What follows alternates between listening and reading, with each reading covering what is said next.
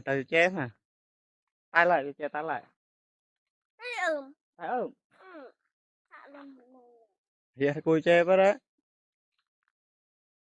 chỗ nó rẽ cô tự mê. Dạ. Chỗ. Cho. Sao bà?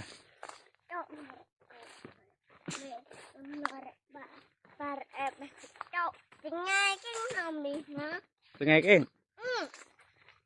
Cái chân giúp bờ mình tay đó.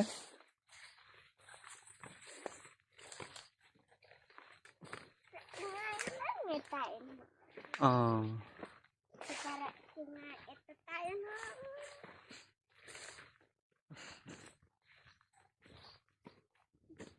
Chệ cho chè.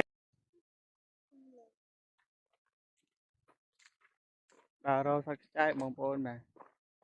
Ngày nâng tiền nè. À mạ. Lấy chỗ bắt đây không đấy, sắc chè thơm thơm à. Con này mình phải. Này ông bồn. You know I'm gonna get.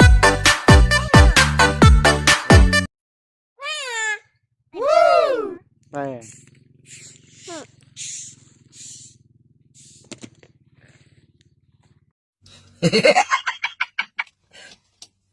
Talu. Sorry.